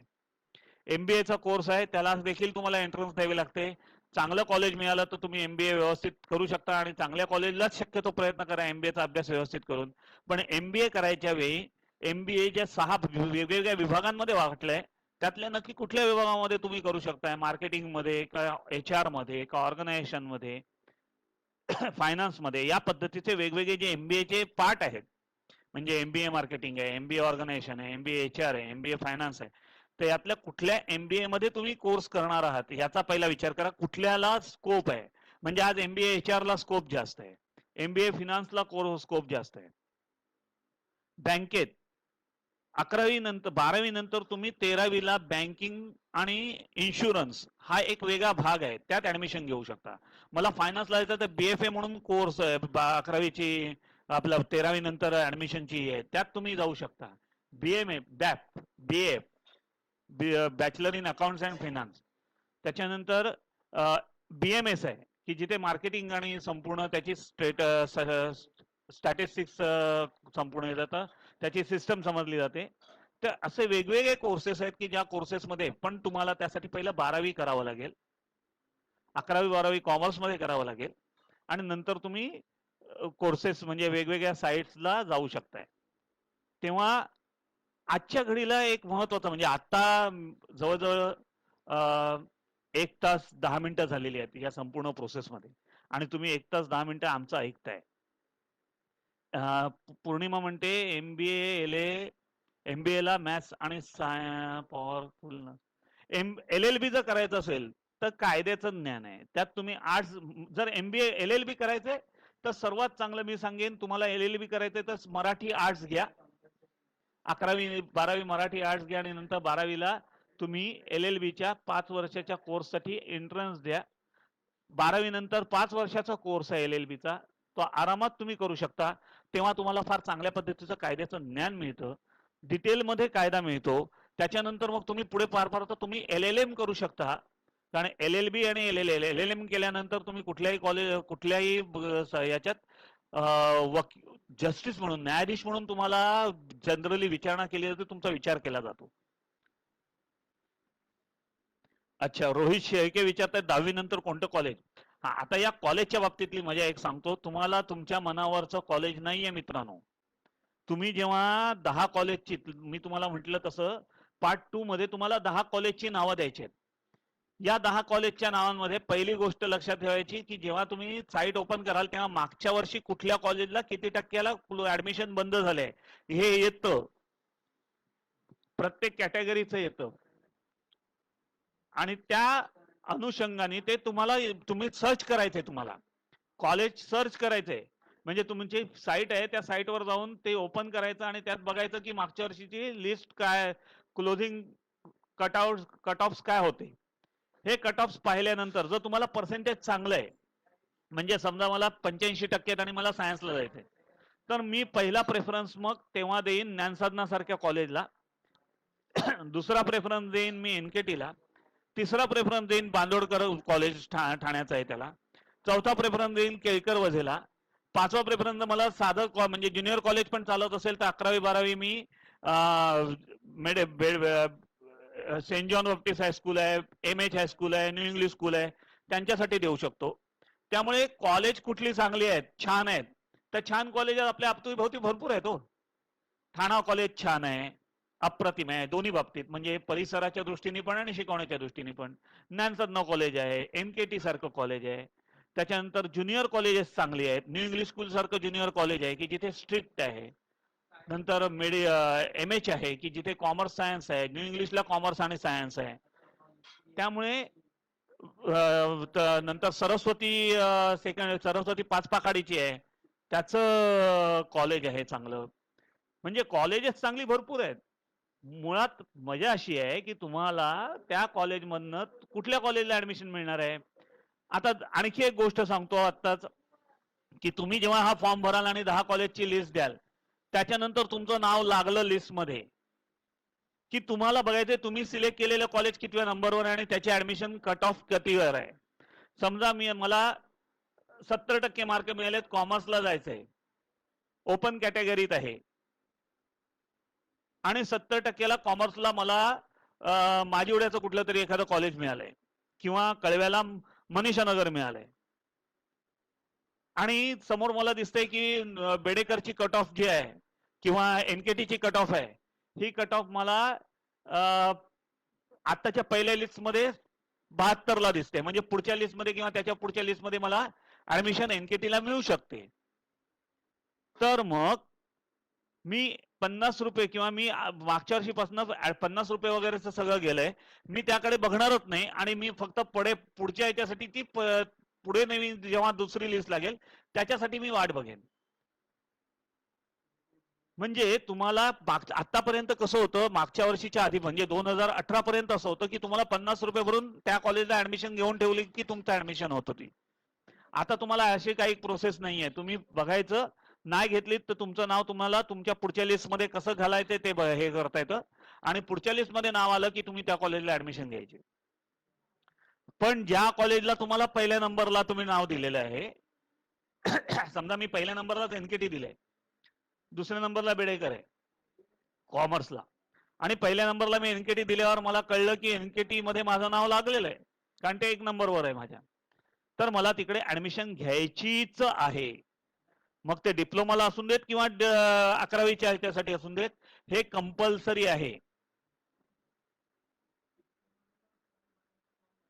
डिप्लोमा करायचा असेल तरी एक लक्षात ठेवा, सेफ साईड म्हणून 11वीचा फॉर्म भरून ठेवा.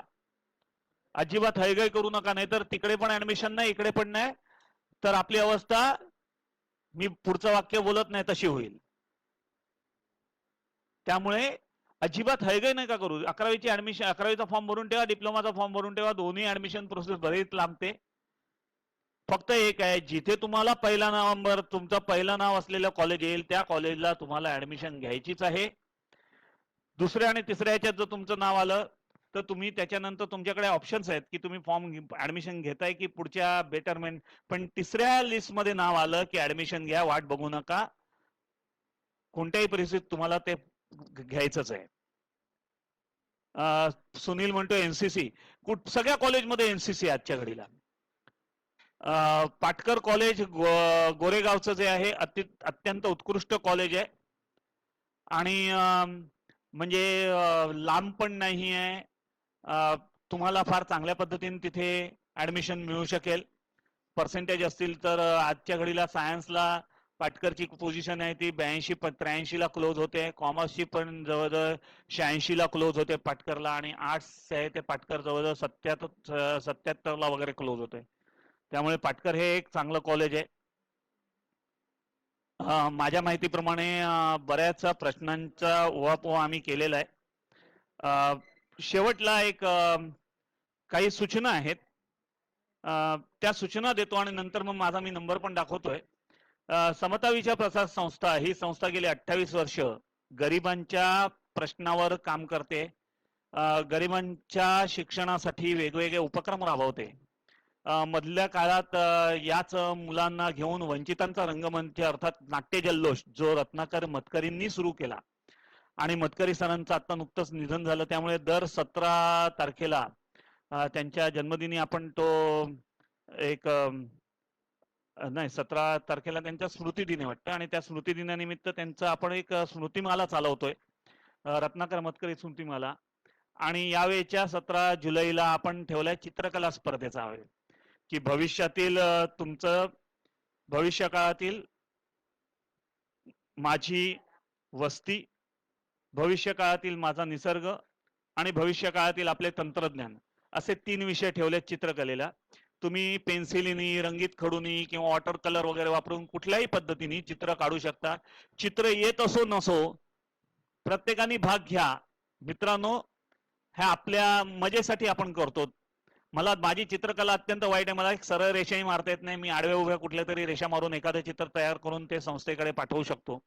14 जुलैपर्यंत चित्र पाठवायचे आहेत, आणि ही चित्र तुम्ही तुमचं नाव लिहायचंय, पूर्ण नाव, तुमचा पत्ता लिहायचा आहे. शेवटला मिनलताईंचा नंबर आहे तो मी बघा तुम्हाला दोन्ही हे दाखवतो. हे दोन्ही नंबर, एक तर माझा नंबर आहे आणि मिनल उत्तुरकर मॅडमचा नंबर आहे. हे दोन्ही नंबर तुम्ही उतरवून घ्या. मिनल उत्तुरकरांचा नंबर जो आहे तो चित्रकलेसाठी आणि चित्र पाठवण्यासाठीचा आहे आणि माझा नंबर तुमच्याकडे आहे, तो तुम्ही कधीही वापरू शकता. तेव्हा आजचं जे हे सत्र आहे, हे सत्र आपण इथे संपवतो. समता विचार प्रसार संस्थेच्या वतीने जे 10वी नंतर काय अर्थात व्यवसाय मार्गदर्शन हा जो आपण केला आता, आणि तुम्ही सर्वांनी अतिशय चांगला उत्तम प्रतिसाद दिलात, त्याबद्दल तुमचे सर्वांचे आभार मानतो. त्याचवेळी संजय सर आणि प्रकेत यांनी जी आम्हाला मदत केली मोलाची हे सगळं समोर आणण्यासाठी तुमच्या समोर, त्याबद्दल त्यांचे देखील आभार मानतो. आणि हाच कार्यक्रम युट्यूबवर आपण घेणार आहोत, त्यामुळे तुम्हाला नंतर तो पाहता येईल. त्यामुळे ज्या काही आणि ते पाहिल्यानंतर जर तुम्हाला काही अडचणी असतील तर आम्हाला तुम्ही फोन करा कधीही. मला आणि सतीशला तुमच्या प्रश्नांची उत्तरं दिली जातील. धन्यवाद. जिंदाबाद.